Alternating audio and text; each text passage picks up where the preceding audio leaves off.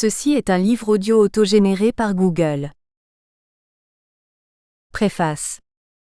La Déclaration universelle des droits de l'homme adoptée en 1948 par l'Assemblée générale des Nations unies, dont on a fêté en décembre 2008 le 60e anniversaire, fait de la famille l'élément naturel et fondamental de la société, article 16, et affirme par ailleurs que tous les enfants, qu'ils soient nés dans le mariage ou hors mariage, jouissent de la même protection sociale, article 25. L'orphelin est par définition sans famille, dans la mesure où ses parents ne sont plus en vie. Un enfant peut toutefois être privé de ses parents du vivant de ceux-ci, comme c'est le cas par exemple des enfants abandonnés ou soustraits à leurs parents. Il est alors sans famille, sans être pour autant orphelin, sinon au sens large, privé de ses parents. L'orphelin, l'enfant sans famille requiert donc une double protection, et comme enfant et comme orphelin au sens large du terme. Telle est du moins la norme commune idéale, selon l'expression si juste de René Cassin, que la Déclaration entend promouvoir, tous les enfants. Arrêtons-nous sur ce premier mot qui scande tous les articles de la Déclaration de 1948, dans sa volonté d'universalité. Tous les enfants sans exception, légitimes ou illégitimes, nés dans le mariage ou hors mariage, orphelins ou non, indépendamment des statuts qui dans l'Antiquité romaine par exemple, répartissaient les rôles et les droits selon le statut social des ascendants, citoyens ou pérégrins, hommes libres ou esclaves ou affranchis, etc. D'où l'intempestive déclaration de saint Paul qui vient tout bouleverser, même si elle fut préparée par l'affirmation du sage stoïcien se disant citoyen du monde, en son épître aux Galates 3:28. Il n'y a ni juif ni grec, il n'y a ni esclave ni homme libre, il n'y a ni homme ni femme. Kant affirmera la dignité inhérente à l'être humain en tant que tel. Hegel verra s'imposer avec l'avènement du christianisme, l'idée selon laquelle l'individu comme tel a une valeur infinie. Encyclopédie des sciences philosophiques, 482 remarque. L'avènement du christianisme ne se confond pas du reste avec son apparition, et même la fameuse conversion de Constantin en 312, si importante soit-elle de la part d'un empereur, n'a pas été pour autant le bouleversement radical d'un monde qui serait soudain devenu chrétien. La question du statut de l'enfant sans famille, et notamment de l'orphelin, à travers les âges est essentielle en ce qu'elle touche aux structures élémentaires de la parenté comme aux principes généalogiques de constitution des sociétés humaines. Le souci de la veuve et de l'orphelin est présent, à vrai dire, dès le début de la littérature occidentale, chez Homère. Au chant veilli de l'Iliade, Andromaque cherche à dissuader Hector, son époux, d'aller porter secours aux Troyens et d'affronter Achille en un combat singulier qui, comme la suite le montrera, lui sera fatal. Pauvre fou! Ta fougue te perdra. Et n'as-tu pas pitié non plus de ton fils si petit, ni de moi, misérable, qui de toi bientôt sera veuve? Hector, tu es pour moi tout ensemble, un père, une digne mère, pour moi tu es un frère autant qu'un jeune époux. Allons. Cette fois aie pitié, demeure ici sur le rempart, non, ne fais ni de ton fils un orphelin ni de ta femme une veuve. Vers 400 à 430. Astyanax, puisque tel est le nom du fils d'Hector, sera bientôt orphelin, malgré les exhortations d'Andromaque. Son père mourra au combat, ou pour s'exprimer comme le poète, une nuit sombre enveloppera ses yeux. Sans doute serait-il anachronique de parler ici de conflit de devoirs, entre les devoirs patriotiques et paternels là où il y va de la dure loi de la guerre, du caractère inéluctable des destins humains dont Zeus est le seul arbitre. À ce souci aussi vieux que la littérature occidentale, les réponses ont assurément été fort diverses au cours des âges. Car la reconnaissance de la dignité inhérente à tout être humain, ou encore de la valeur infinie propre à l'individu comme tel, peut apparaître comme le terme ou l'aboutissement d'un long cheminement, tournant enfin la page de bien des calamités, qui du moins nous apparaissent telles rétrospectivement. Traitement cruel et barbare des esclaves, exposition des nouveau-nés susceptibles ou non de trouver preneur, comme ces enfants abandonnés déposés plus tard sur le parvis ou sous le porche des églises, et que Espagnol appelle de façon si expressive Hijos de la Piedra, fils de la pierre, infanticide, du moins pour les enfants indésirables, car les enfants des hommes libres pouvaient être exposés, abandonnés, s'ils étaient par exemple difformes, chétifs ou encore surnuméraires, mais non pas noyés ou étranglés, confère. Péven, Sexe et pouvoir à Rome, Taillandier, Paris 2005, page 181-2, vente ou rachat d'enfants, etc. Nous aurions enfin tourné la page du monde romain antique. Ce serait toutefois aller bien vite en besogne que de raisonner ainsi, et oublier que le droit romain constitue paradoxalement l'instrument grâce auquel cette page a pu être tournée, l'instrument qu'a forgé et que s'est donné le monde romain pour se dépasser lui-même, contribuant ainsi puissamment, matriciellement, à la configuration d'un monde romano-chrétien. Qu'est-ce en effet qu'un orphelin, un enfant sans famille dans une structure familiale commandée par le pater familias, ce chef de famille, auquel le Code civil français substituera en 1970 l'autorité parentale, sinon l'enfant privé de père? Or la construction de la figure du père, de la paternitas, n'est pas seulement un aspect du droit romain, mais se situe en son cœur, s'il est vrai que, comme le souligne fortement à notre époque l'œuvre encore trop largement méconnue de Pierre Legendre, le droit, dans son principe, se rapporte au concept de filiation, le désir politique de Dieu, leçon 7 Fayard, page 143. Tout le droit romain vise à faire être un père ou quelque chose de tel que du père, du totémique comme référence majuscule, mythologiquement dans la triade capitoline, Jupiter. En d'autres termes, à instituer la vie, vitam institure, à mettre les choses d'équerre en érigeant une norme, à inscrire chaque être au sein d'une lignée comme fils de ayant comme on dit, de qui tenir, à savoir de l'un et l'autre sexe, filius utrius que sexus, selon un principe généalogique qui imposera à partir du XIe siècle la transmission héréditaire du nom patronymique. Institution que l'on dirait aujourd'hui symbolique, que connaît le droit, lequel ne connaît pas des géniteurs mais des pères, ne connaît pas l'hérédité, mais l'héritage. À la différence de l'enfant sans famille, l'orphelin se situe, si orphelin soit-il, au sein de ce marquage symbolique. Le rapport au père, défunt, ne le définit pas moins que le rapport au travail définit le chômeur, pour autant que celui-ci se définit précisément par le fait d'en être privé. Toute génération n'étant là, par définition, que pour s'effacer devant celle qui en prend le relais, comme elle-même a éclipsé celle qui la précédait, l'important est sans doute moins à certains égards, d'avoir un père que d'avoir eu un père afin de pouvoir s'assumer comme fils d'eux. En d'autres termes, être défunt pour un père est sans doute la moins mauvaise façon d'être défaillant. Le terme défunt signifiant du reste étymologiquement qui s'est acquitté de sa tâche. À la différence de l'enfant sans famille, l'orphelin se construit dans la relation au père absent. Il a perdu son père ou sa mère, ou encore père et mère. Plus généralement, selon le sens ancien du terme en français, est orphelin celui qui a perdu un être cher dont la perte est cruelle et douloureuse, dont il lui faut faire son deuil. Pour revenir à nouveau au monde grec, Orphée est, comme son nom l'indique, le premier orphelin, après avoir perdu son Eurydice.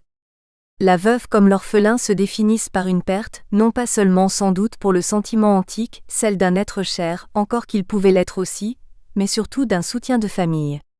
Pour la veuve et l'orphelin se pose le problème des moyens de subsistance, d'ordre économique. Au terme orphelin du grec orphanos, sont apparentés en allemand herbe l'héritage, armu la pauvreté, arbeit le travail. L'orphelin est celui qui hérite d'une situation où il lui faut subvenir à ses propres besoins, remédier à sa pauvreté par son travail. L'insistance sur la figure du père ne revient pas à tenir pour secondaire celle de la mère, notamment dans sa dimension affective. L'amour maternel ne se supplée point, dira Rousseau, et la psychanalyse a souligné l'importance décisive de la mère dans l'histoire de l'individu. Mais rien ne permet d'affirmer que les statuts et les rôles respectifs du père et de la mère ne seraient pas foncièrement dissymétriques, comme l'avait noté le droit romain, Mate certissima pater semper incertu.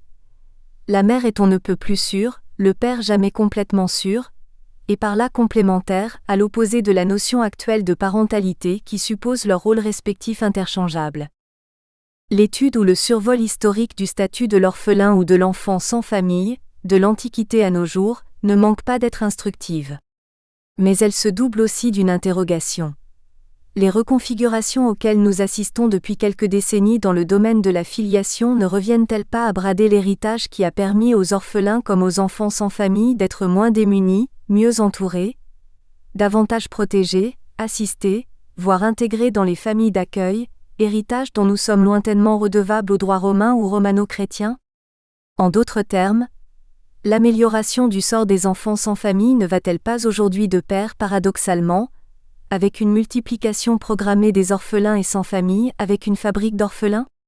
Question insolite, insolente que pose à notre époque toute l'œuvre de Pierre Legendre, dans sa dénonciation sans relâche de la conception bouchère de la filiation, qui lui semble prévaloir aujourd'hui dans nos sociétés qu'il ne craint pas d'appeler post-hitlérienne. Gestation pour autrui, mère porteuse. Indifférenciation du père et de la mère, c'est-à-dire gommage et neutralisation de ce marquage structurant dans la promotion de la parentalité. Législation rendant optionnelle la transmission du nom patronymique au mépris du nom du père. Reproduction non sexuée avec le clonage reproductif, réduction des pères à des géniteurs, toutes ces dérives actuelles amènent à se demander si l'enfant d'aujourd'hui est pas programmé en sa dimension symbolique, pour être privé de ce qui le constitue, le structure et même l'institue. L'intérêt porté au sort des enfants sans famille, au cours des âges, invite donc aussi à rebours à s'interroger sur la dimension juridique de l'enfant dans la construction de son identité et l'assomption de sa personne, telles qu'elles ont été élaborées par le droit romain, comme à se demander si toute mesure attentatoire à cette dimension, comme toutes celles évoquées ci-dessus, ne revient pas à rendre symboliquement orphelin l'enfant ainsi désamarré du principe généalogique de constitution des sociétés humaines. La prohibition de l'inceste, que Pierre Legendre appelle plaisamment la négation du poulailler, permet à chacun de rester à sa place, à son rang, dans son statut, elle permet de savoir qui est qui. Orphelin ou non, avec ou sans famille, l'enfant a besoin pour se construire de construire la figure du père, défunt ou vivant, comme de se détacher de la figure de la mère, et pour ce faire il a besoin que les pistes ne soient pas brouillées. On peut se réjouir que certaines réalités et atrocités du monde romain antique n'aient plus cours, tout en se demandant si nous n'aurions pas aujourd'hui peut-être plus que jamais, quelque chose d'essentiel à apprendre du droit romain en ce qu'il a permis de configurer, d'instituer, de faire tenir debout, quitte à devoir envisager la possibilité que les recompositions dont nous sommes les témoins soient au fond autant de décompositions. Puissent les pages de cet ouvrage aider à y voir plus clair en ces questions que l'on qualifierait aujourd'hui de sociétales. Pascal David, professeur de philosophie, Université de Brest, UBO. Introduction. Dans cet ouvrage, nous avons souhaité nous consacrer aux enfants, dont les parents ne peuvent ou ne veulent pas s'occuper, et qui se retrouvent en conséquence sans famille. Un enfant peut se trouver juridiquement sans famille alors que ses parents de naissance existent quelque part. Inversement, un enfant peut légalement être rattaché à des parents tout en étant en réalité sans famille, au sens où nul ne prend en charge l'ensemble de ses besoins de manière suffisamment compétente pour lui permettre de grandir. Nous avons fait l'expérience que l'histoire apporte des éclairages pertinents sur la définition et le traitement des enfants, dont les parents ne peuvent pas s'occuper. Pour partager nos découvertes, nous avons eu l'idée d'écrire ce livre, en pensant en particulier à ceux qui, directement ou indirectement, les prennent en charge. C'est le parcours de cette histoire, assorti d'un regard psychologique, juridique et philosophique, qui sera déroulé au fil des pages qui suivront. Le sort des enfants dont les parents ne peuvent ou ne veulent pas s'occuper touche tout le monde au cœur puisqu'il concerne des hommes, des femmes et des enfants, et puisqu'il évoque ce qui les attire les uns vers les autres et ce qui les sépare. Avec eux, c'est la face obscure de la reproduction qui est analysée. Le désir amoureux et le désir d'enfant se sont pendant très longtemps articulés avec la nécessité ou pas de procréer dans une certaine réalité économique, celle de la transmission des biens, des places et des pouvoirs et en fonction des croyances en vigueur. Le désir amoureux entre deux personnes conduisait le plus souvent à sa concrétisation par la naissance d'un enfant. Le désir matrimonial associé à la recherche d'un statut social s'accomplissait dans la perpétuation de la lignée. Dans l'idéal et pendant longtemps, l'institution familiale permettait de concilier harmonieusement la satisfaction de ces différents désirs. À l'aube du XXIe siècle, on constate une séparation de plus en plus marquée entre sexualité et reproduction, et la cellule conjugale ne constitue plus un cadre obligatoire à la naissance d'un enfant. Ce nouvel enfant contemporain devenu rare, précieux, programmé, fait pour soi, est devenu l'enfant du désir. Nous verrons comment son placement peut être envisagé, quand il est rendu nécessaire. Si précédemment l'enfant placé se retrouvait sans famille, aujourd'hui il reste assigné à sa famille d'origine et à cette seule famille d'origine. Comment, dans ce contexte, sont vécues et supportées les conséquences de l'incorporation dans une famille d'accueil? Comment est intériorisée la filiation? Et bricoler l'identité de l'enfant dans cet entre-deux, entre famille biologique et famille suppléante? Pour éviter les analyses toutes faites, les jugements préconçus et saisir toutes les subtilités des placements d'enfants, il est nécessaire de prendre en considération le détail des multiples contraintes et représentations inhérentes au vécu des différents protagonistes de la famille et de tenter d'adopter leur vision du monde, dépendante de leurs époques respectives. Au fil du temps, des liens se dégagent entre des phénomènes apparemment sans rapport. Des interactions apparaissent entre le fonctionnement interne des familles, les contraintes économiques, les représentations religieuses, les doctrines juridiques, l'organisation des pouvoirs, le fonctionnement de l'État. Ces phénomènes sont liés directement à la pauvreté, aux tensions sociales, aux difficultés d'assumer les enfants dans certaines familles et aux problèmes qu'ils engendrent pour leur prise en charge. La connaissance de l'histoire montre en particulier de manière récurrente que les jugements des parents sur leur situation singulière déterminent la manière dont les enfants vivent leur placement. Certains d'entre eux apprécient qu'une suppléance prenne le relais pour pallier les difficultés du moment. D'autres se révèlent au fil du temps incapables d'investir durablement leurs enfants dans ce contexte de séparation et finissent par les délaisser. Quelques-uns refusent le placement imposé. Ils considèrent que leurs enfants leur appartiennent et que ce qu'ils leur font subir ne regarde personne. D'autres encore se pensent injustement persécutés en raison de leur marginalité sociale, de leur dissidence politique ou de leur hétérodoxie religieuse. Chacune de ces positions parentales a un effet décisif sur la façon dont les enfants investissent leur placement et en tirent profit. Les défaillances des parents des enfants placés sont souvent multiples et il est fréquent que la même famille fasse l'objet d'interventions simultanées des services d'assistance, de santé et de police. En remontant dans le passé, nous découvrons que jusqu'à l'époque des Lumières, il existait une institution qui regroupait dans le même cadre administratif et sous la même autorité, l'hôpital où l'on soigne, l'asile où l'on accueille et la prison où l'on corrige. L'hôpital général était chargé de la police des pauvres, c'est-à-dire à la fois de l'assistance et du contrôle des chômeurs et des vagabonds, des indigents malades, infirmes ou insensés, des vieillards sans postérité et sans ressources et des enfants sans parents et sans héritage. Mais l'hôpital général des XVIIe et XVIIIe siècles était lui-même l'aboutissement d'une élaboration longue et complexe. Il plongeait ses racines dans un passé bien antérieur qui avait débuté vers la seconde moitié du Moyen Âge. Le Haut Moyen Âge n'est pas considéré comme une grande période historique en raison de sa position entre deux périodes beaucoup mieux documentées, l'Antiquité tardive et le Bas Moyen Âge. Pourtant, en ce qui concerne les aspects fondamentaux des doctrines, le fonctionnement des institutions d'assistance et la prise en charge des enfants sans parents, les continuités observées entre les deux périodes qui l'encadrent permettent de supposer qu'il a, pour l'essentiel, prolongé les pratiques de l'Antiquité tardive.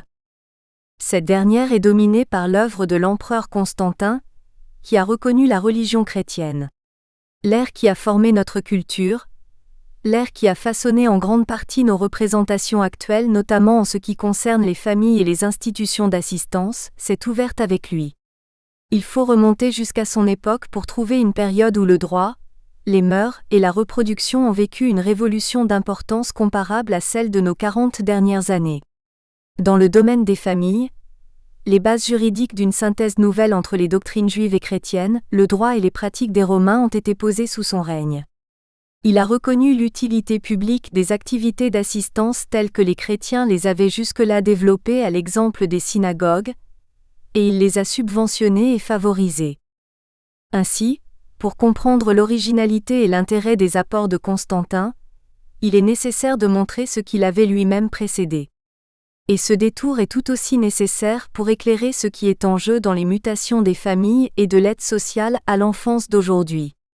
C'est pourquoi, pour entamer ce long périple à travers l'histoire des enfants, des familles et des institutions d'assistance, nous allons commencer par décrire les Romains et les Romaines de l'Antiquité républicaine et leur façon de s'allier et de se donner des enfants.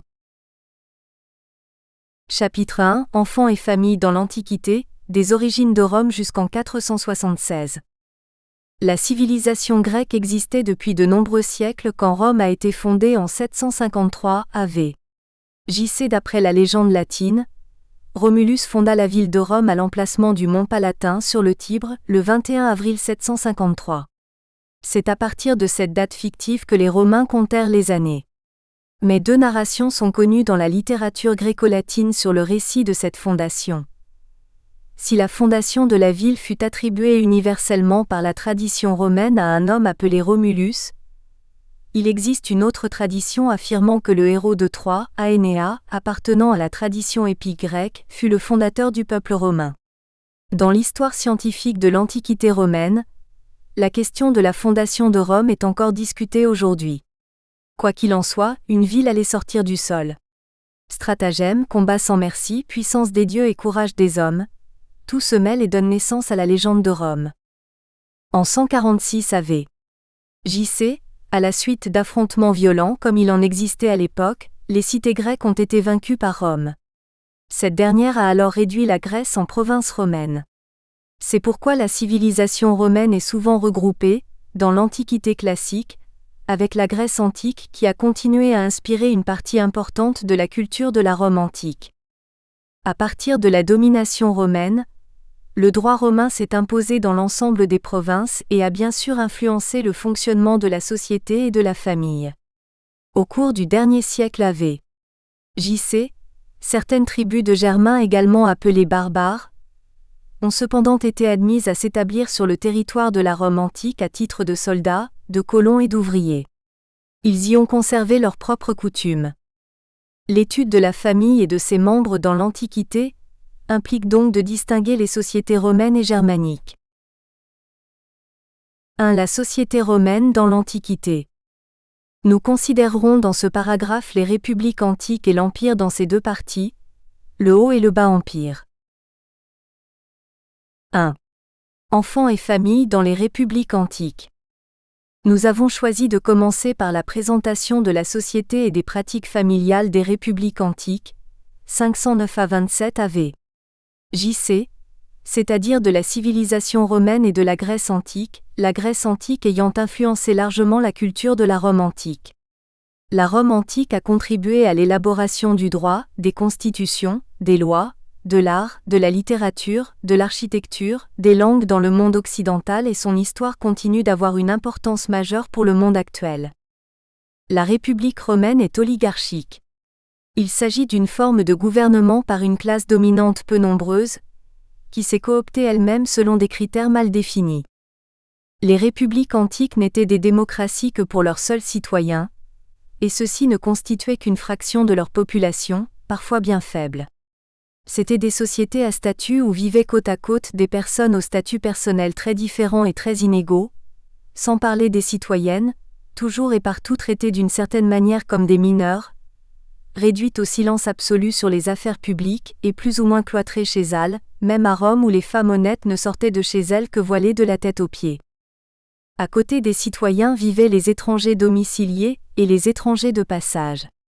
On les nommait métèques chez les Grecs, pérégrins chez les Romains, c'est-à-dire voyageurs, étrangers en déplacement, d'où est venu le mot pèlerin. Leur situation était précaire. Ils devaient apporter des avantages à la cité et ne lui faire subir ni frais ni aucun désagrément. Ils n'étaient acceptés que s'ils l'enrichissaient, et il n'était pas question qu'ils lui coûtassent quoi que ce soit. Ils devaient payer des taxes de séjour. Bien évidemment, ils n'avaient pas le droit de vote. Ils n'avaient pas non plus le droit d'épouser des citoyens ou des citoyennes, ni celui de posséder terre ou maison. Ils ne pouvaient hériter d'un citoyen. Ils étaient tenus à l'écart des cérémonies du culte des dieux de la cité. Ils ne pouvaient être entendus directement par les tribunaux. Ils ne pouvaient porter plainte ni se défendre eux-mêmes.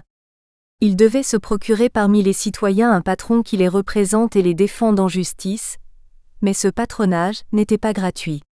Les peines qu'ils subissaient étaient beaucoup plus sévères que celles que subissaient les citoyens. Ils ne pouvaient porter d'armes ni faire partie des soldats, et en cas de guerre on les tenait en suspicion. Ils ne pouvaient devenir citoyens qu'avec beaucoup de difficultés, surtout dans l'ère grecque où ils pouvaient demeurer métèques de père en fils dans la même cité pendant plusieurs siècles. En plus de l'ensemble de personnes libres, citoyennes et étrangères, s'activait la masse des esclaves, parfois plus nombreuse que celle des citoyens.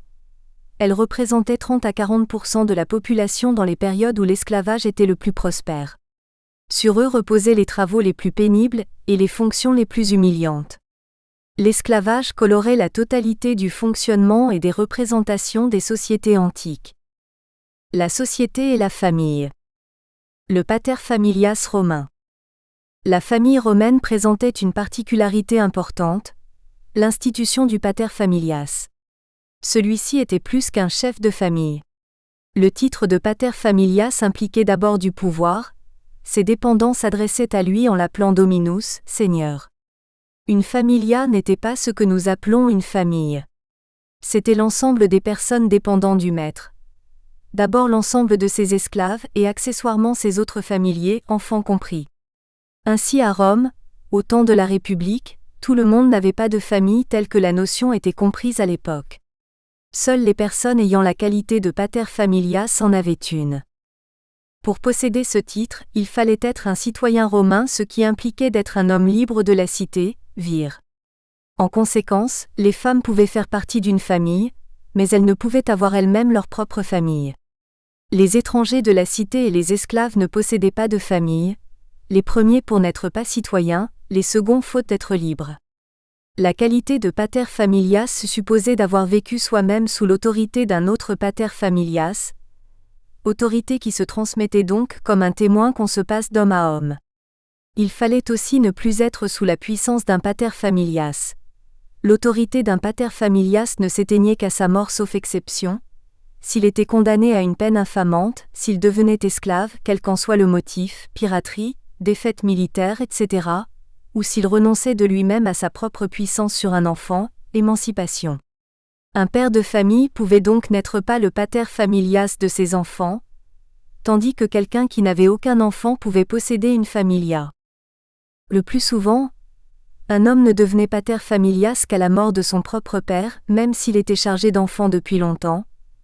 Contrairement à ce qui se passait ailleurs, et notamment dans l'ère grecque, à Rome il n'y avait de majorité, à 25 ans, que pour les orphelins de père. Seuls ces derniers étaient autonomes, sui juris, quant aux femmes elles n'étaient nulle part et jamais majeures. Le pouvoir du pater familias était donc bien plus grand que celui des autres pères de l'Antiquité. Longtemps il a possédé un droit de vie et de mort effectif sur tous les membres de sa maison. La littérature latine relate des exemples de pères mettant à mort un de leurs enfants. Cela n'était pas raconté sans un frisson d'horreur sacrée. Suivant les cas, le geste était présenté comme un acte héroïque ou comme moralement discutable, mais l'important c'est que la cité ne s'y opposait pas. Le droit était du côté du père. Cela dit, c'était sans doute un horizon du paysage juridique romain. Le droit de vie ou de mort du pater familias s'exerçait essentiellement au moment de la naissance de ses enfants et de ceux de ses autres dépendants. Tant qu'un pater familias était vivant, aucun de ses enfants ne possédait rien en propre, ni ne pouvait prendre aucune initiative susceptible de diminuer sa fortune, gérer des affaires personnelles, emprunter, se marier, affranchir des esclaves, etc. Rien ne pouvait le contraindre de couvrir des dettes contractées par un de ses enfants. Nul n'était donc assez imprudent pour prêter de l'argent à qui n'était pas encore orphelin de père, quel que soit son âge. Le statut juridique d'un homme en puissance de père était en partie celui d'un mineur, même s'il était d'âge mûr, même s'il était magistrat ou s'il dirigeait des armées, et même s'il avait femme et enfants. Ceci dit, l'âge du mariage des hommes, autour de 25 ans, et les taux de mortalité antiques faisaient qu'à 20 ans la plupart des fils étaient orphelins de père. Deux types de mariage existaient sous la République romaine. D'une part le mariage cum manu qui imposait pour sa formation le respect de certains rites. Il aboutissait à la rupture de tous les liens juridiques unissant l'épouse à sa famille d'origine, et la soustrayait de la puissance de son pater familias pour la faire passer sous une autre appelée manus. Cette dernière était exercée par le mari, s'il était lui-même pater familias ou s'il ne l'était pas, par le pater familias du mari. D'autre part, il existait aussi le mariage sine manu dont la conclusion nécessitait le simple échange des consentements des époux à l'exclusion de toute autre formalité. Il maintenait les liens juridiques de l'épouse avec sa famille d'origine. Elle continuait donc d'être soumise à la puissance de son pater familias et n'avait aucun lien de droit avec son mari ni même avec les enfants issus de son mariage. En se mariant, l'épouse apportait au mari une dot servant à la fois à absorber ses dépenses et à contribuer aux frais d'entretien du ménage. En cas de mariage cum manu, La dot ainsi que tous les gains réalisés par l'épouse tombaient dans le patrimoine de son nouveau pater familias qui en avait la libre administration et utilisation.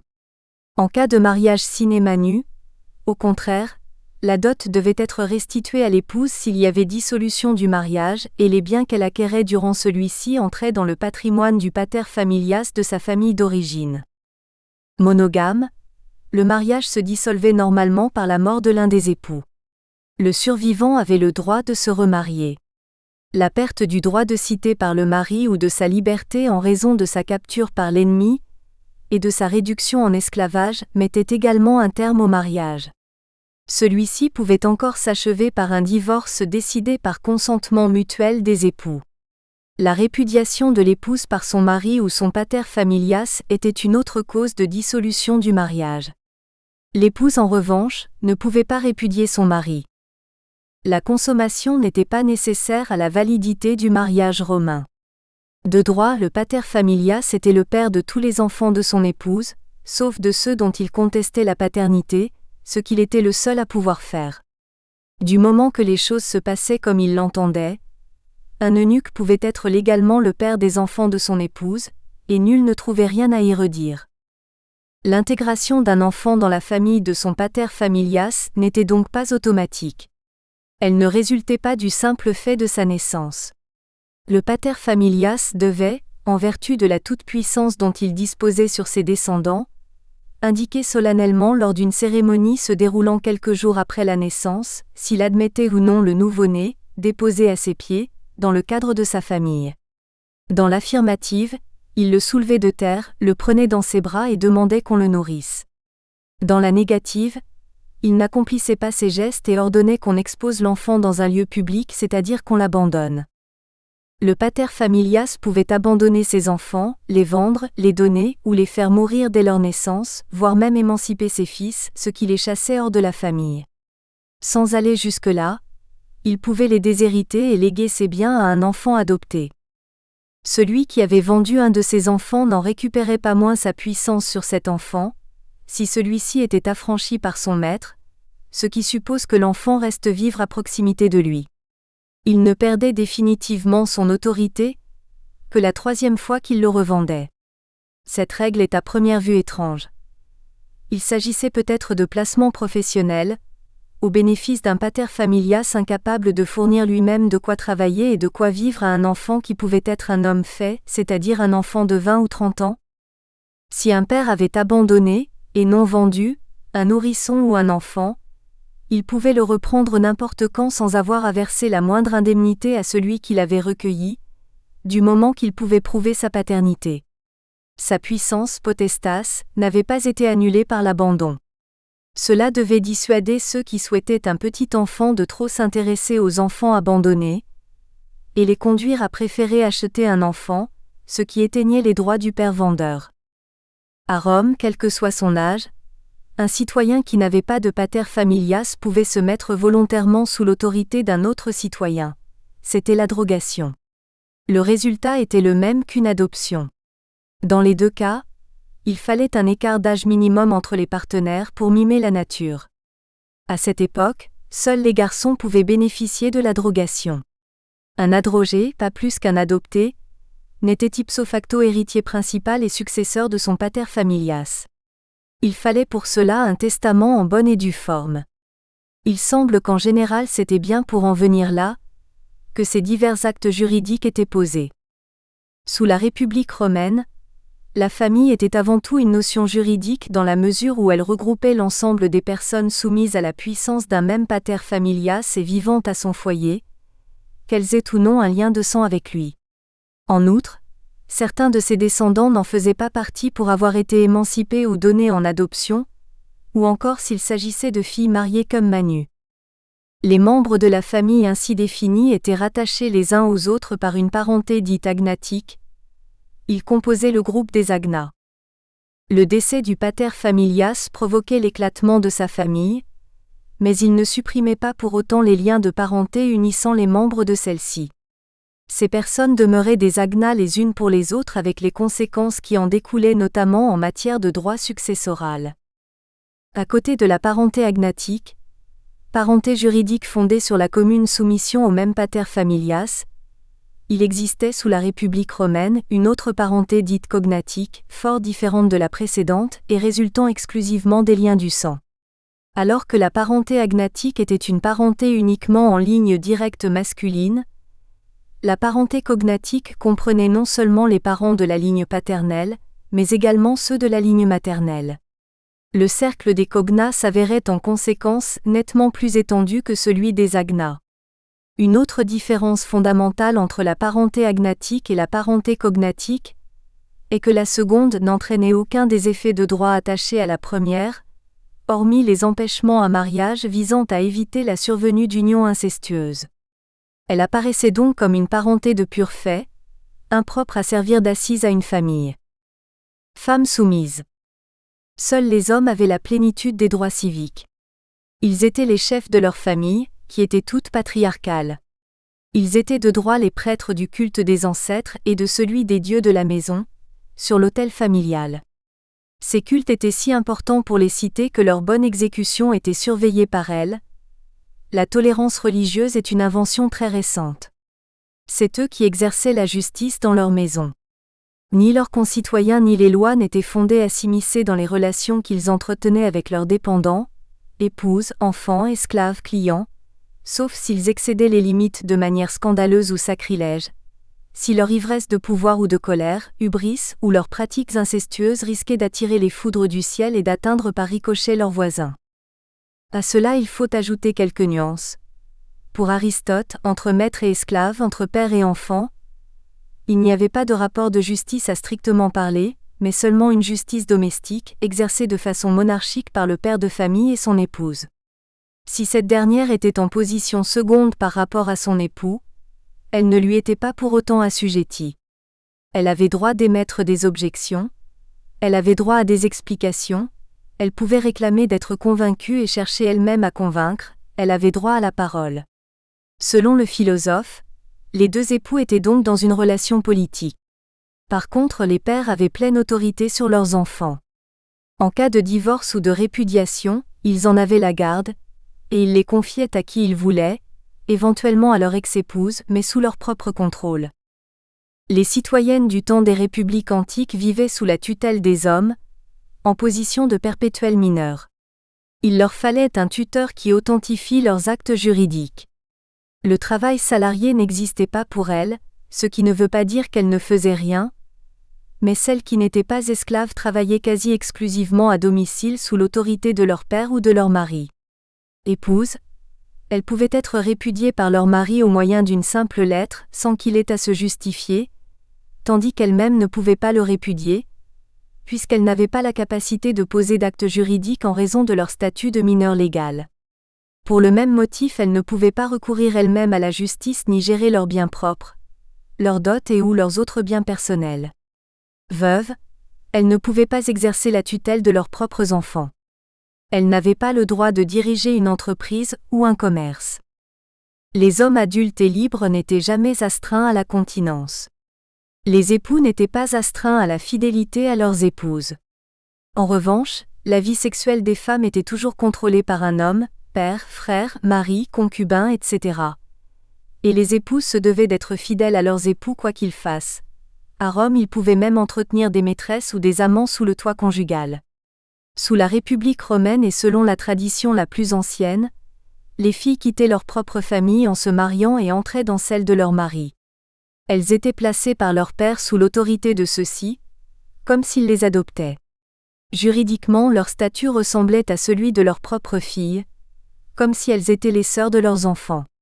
En cas de décès de leur mari, elles étaient d'ailleurs comptées au nombre de ses héritiers, à égalité avec chacun de leurs enfants communs. Mais bien avant la fin de la République romaine, toutes les filles étaient mariées sine manu, sans la main, c'est-à-dire que leur père ne donnait plus à leur mari le pouvoir de les diriger. Elles restaient juridiquement étrangères à la famille de leur époux et de leurs enfants.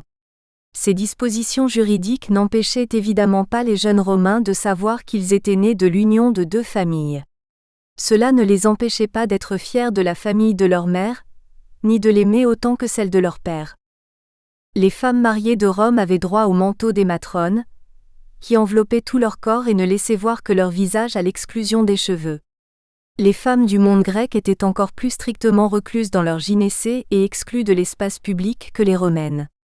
Quant aux femmes d'Asie, Asie mineure, certaines d'entre elles étaient depuis toujours entièrement voilées, visage compris. Le manteau des matrones, le voile, protégeait celles qu'ils recouvraient contre les regards et surtout les gestes masculins. C'était en effet un signal.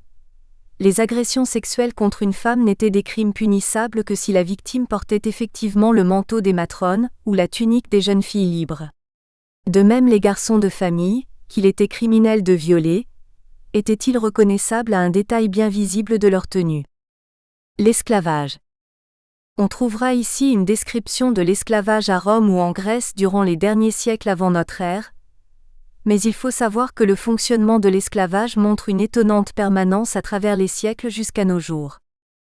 Le statut juridique des esclaves.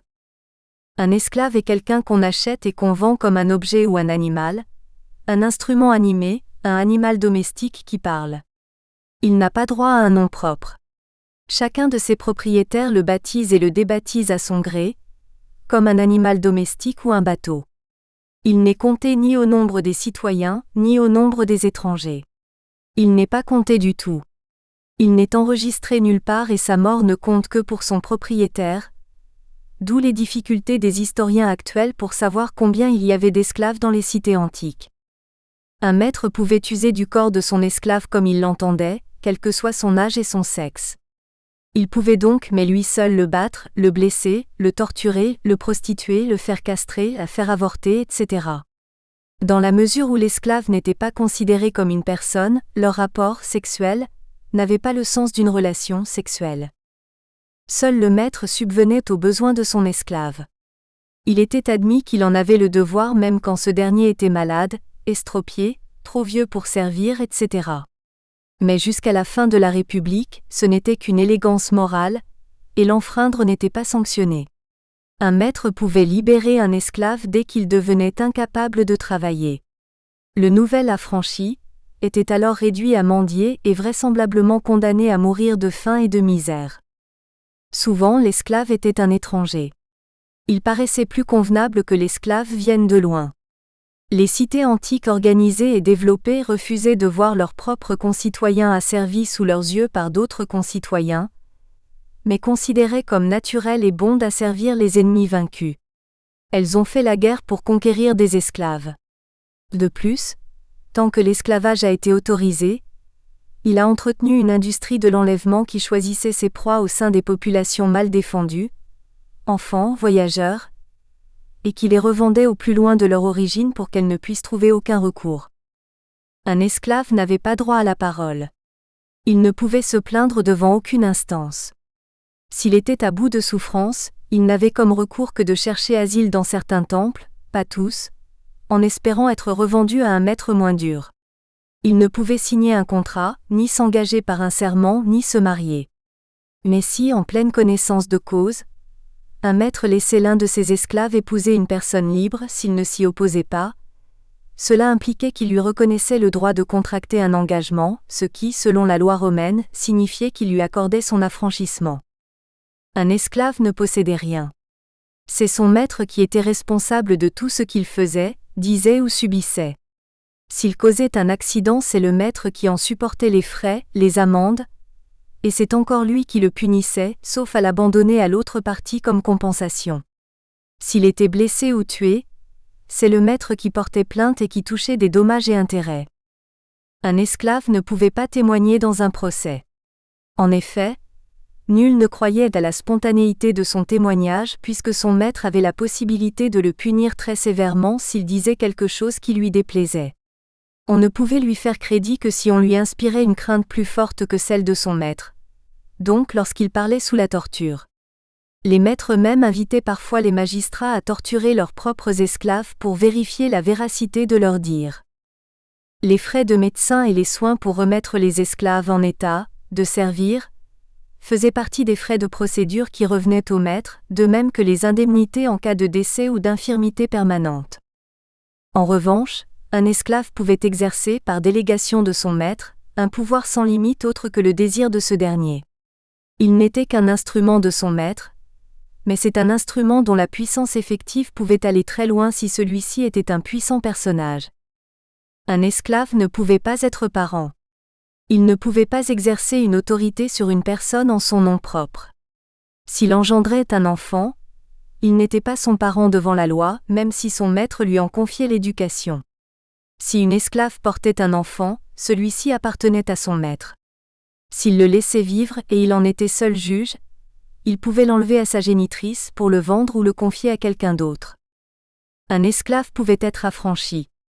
Si son maître le voulait bien, il pouvait acquérir ou retrouver les droits des personnes libres. À partir de ce moment, il recevait un nom propre, bâti à Rome, sur celui de son maître et non sur celui qu'il possédait avant de devenir esclave. C'était une espèce de nouvelle naissance, dans la dépendance de son maître, qui devenait son patron au sens romain du terme. Patronus est dérivé de pater. À partir de ce moment, l'ancien esclave était compté au nombre des humains dans les recensements. En dépit de quelques limites à ses droits, qui constituaient la marque servile, il pouvait prêter serment, se marier, devenir enfin le père de ses enfants quand il avait pu les racheter et de ceux qu'il aurait à l'avenir. Il pouvait porter plainte lui-même si on lui faisait tort. En général, l'esclave devait acheter sa liberté. Il avait ordinairement économisé sou à sou son pécule. Il avait servi son maître de façon à lui plaire et il s'en allait en lui laissant au minimum sa propre valeur sur le marché aux esclaves. Largement de quoi le remplacer par un autre, qui à son tour en ferait autant. Le maître n'y perdait rien, puisque la loi ne permettait pas que l'affranchi se choisisse un autre patron que lui-même, sans compter les clauses particulières qu'il pouvait inclure dans l'acte d'affranchissement pour obliger son ancien esclave à des services exceptionnels en sus des services habituels exigibles de tout client. Il y gagnait au contraire plus d'influence. Un maître pouvait donner ou vendre à un esclave les droits d'une personne libre, cela signifie qu'il les détenait. Un esclave, ce n'était donc pas exactement quelqu'un qui n'avait aucun droit, c'était quelqu'un dont tous les droits appartenaient à un autre que lui-même. Cela fait penser au statut des enfants mineurs. Ils ne parlent pas encore pour eux-mêmes, infans, et ce sont leurs parents qui détiennent tous leurs droits. Ils les commandent en tout, et les sanctionnent s'ils leur désobéissent. C'est aussi eux qui portent plainte si leurs enfants sont lésés par un tiers. Et c'est encore eux qui reçoivent l'argent des dommages et intérêts. Mais la soumission des enfants n'a qu'un temps, contrairement à ce qui se passait pour l'esclave, et ils n'ont pas à acheter leur statut d'homme libre. Au cours de leur éducation, les enfants prennent progressivement possession de leurs droits en apprenant à les exercer dans le cadre et les limites fixées par la loi et par leurs parents. Les travailleurs mercenaires et la vente de leurs enfants comme esclaves. L'entretien des esclaves ne coûtait aux maîtres que leur nourriture, la plus grossière et la plus économique. Comme ils mangeaient même s'ils ne travaillaient pas, les maîtres avaient avantage à les maintenir occupés tant qu'il y avait de l'ouvrage, quelle que soit la rémunération de cet ouvrage. De ce fait, les travailleurs libres non attachés par contrat à un employeur, les journaliers sans spécialité, ne trouvaient d'embauche que lorsqu'il y avait trop à faire pour les seuls esclaves et ils étaient aussi vite débauchés. Ces travailleurs mercenaires, et non les esclaves, absorbaient les à-coups de la production. Dès qu'il était possible de se passer d'eux, ils ne pouvaient plus entretenir un ménage et élever une progéniture. Les plus pauvres ne possédaient aucun capital et ne vivaient que du travail de leurs propres mains. Leurs enfants, proles, d'où leur nom de prolétaires, étaient leur seule richesse et leur assurance vieillesse. Ils étaient en droit d'être nourris par eux dès qu'ils seraient assez grands pour travailler, et surtout quand ils seraient eux-mêmes trop âgés et trop faibles pour le faire. Ce n'était qu'à cette condition qu'ils pourraient vieillir dignement. Au surplus, chez les Romains, les gains de tout enfant, quel que soit son âge, revenaient à son pater familias jusqu'à la mort de ce dernier. Un père de famille pouvait donc être un petit entrepreneur, même sans autre capital que ses enfants. Le devoir de secourir ses parents dans le besoin était intangible. Cela faisait partie de la piété filiale, dont nul ne pouvait s'estimer quitte sauf les enfants émancipés ou vendus comme esclaves, ce qui confirme s'il en était besoin que vendre ou émanciper son enfant était un acte impie. Les prolétaires n'avaient pas de réserve financière, ce qui les contraignait, à chaque période difficile, à recourir aux prêteurs sur gage, avec des taux d'intérêt souvent très élevés. En l'absence de biens négociables, bijoux par exemple, le gage était une personne remise au créancier comme garantie jusqu'au remboursement. Le gagé, ordinairement un enfant de l'emprunteur, vivait avec les esclaves du prêteur et travaillait aux mêmes tâches qu'eux. Si le prêt n'était pas remboursé, le gagé devenait l'esclave du prêteur. En période de chômage ou de disette, les pauvres étaient acculés à vendre leurs enfants ou à mourir de faim en même temps qu'eux. Le produit de leur vente leur procurait de quoi manger pendant un certain temps. Les maîtres des enfants ainsi vendus, souvent en passant par l'étape intermédiaire du prêt sur gage, avaient l'obligation de les nourrir ou de les revendre ou de leur rendre leur liberté. Il paraît vraisemblable que souvent, les parents ont été acculés à vendre leurs enfants bien en dessous du montant qu'ils avaient investi dans leur éducation. Les citoyens indigents pouvaient tenter de solliciter l'aide de leurs concitoyens. La cité avait intérêt à les conserver, eux et leurs enfants légitimes, mobilisables comme soldats, plutôt qu'à les voir soustraits à sa juridiction, ce qui était le cas s'ils étaient asservis. Les pauvres pouvaient donc rechercher la protection et le soutien des riches, que ceux-ci soient motivés par leur bon cœur ou par la crainte du scandale que provoquerait leur indifférence. Ce soutien était institutionnalisé dans la pratique du patronage. Les ventes d'enfants n'ont probablement jamais eu une signification unique. Il existait des ventes temporaires, des ventes du seul travail de l'enfant et non de son corps, pour une durée déterminée, parfois très longue, 15 ans et même 25 ans. Ces ventes pouvaient avoir le sens d'un contrat de travail archaïque, ou d'un louage de service, ou d'un apprentissage. Qui en tirait bénéfice? L'enfant? Le parent? Le patron? Tous? Cela variait sans doute selon les contrats et les situations. Les indigents qui se vendent eux-mêmes comme esclaves. Après avoir vendu leurs enfants, il ne restait plus aux indigents qu'à se vendre eux-mêmes. De manière paradoxale, cette pratique concernait aussi des jeunes gens qualifiés et ambitieux, mais désargentés, qui proposaient ainsi leurs services à un employeur. En effet, divers emplois n'étaient confiés qu'à ceux qui avaient le statut d'esclaves, parce que c'étaient les seules personnes dont le corps n'était pas protégé.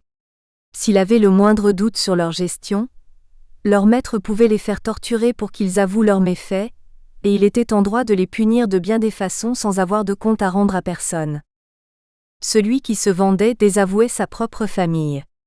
Il coupait tous ses liens avec ses parents, avec son épouse, ses enfants, etc. Il démissionnait de sa liberté et de ses responsabilités de citoyen. Il ne pouvait plus hériter. En général, il n'avait évidemment guère d'espoir de ce côté-là. S'il mourait, sa famille ne pouvait plus demander de compensation. S'il était interdit d'asservir un citoyen, sauf condamnation pénale en bonne et due forme, la mise en vente d'un citoyen était juridiquement inattaquable si celui-ci avait un âge suffisant pour être considéré comme responsable de ses actes, 20 ans, et s'il avait encaissé au moins une partie du produit de sa propre vente. Cela prouvait en effet qu'il avait collaboré volontairement au crime d'asservir un citoyen, lui-même. Il était infamant de choisir d'être esclave. Celui qui préférait de l'argent à sa liberté, l'esclavage à la misère et à la mort, montrait qu'il ne méritait pas d'être libre. Sa condamnation était qu'il ne pouvait plus se prévaloir de son état de liberté antérieur, ni des lois qui interdisaient d'asservir un citoyen. Il resterait esclave, et même s'il était un jour affranchi, il garderait la marque servile, il ne retrouverait pas la totalité de ses droits antérieurs. Quant à ceux qui n'étaient pas citoyens, ils faisaient ce qu'ils voulaient. Personne ne se formalisait qu'ils soient asservis, de leur plein gré ou non, et ils pouvaient vendre tous leurs enfants si cela leur chantait. L'enfant et la famille. Enfants légitimes et illégitimes. Par définition, les enfants légitimes sont ceux qui de droit pouvaient et devaient hériter de la fortune de leur père même sans testament, et qui pouvaient lui succéder et donc le remplacer dans toutes ses charges et prérogatives. Nous espérons que vous avez apprécié cet aperçu. Pour continuer à écouter ce livre audio sur Google Play Livres, utilisez le lien dans la description de la vidéo.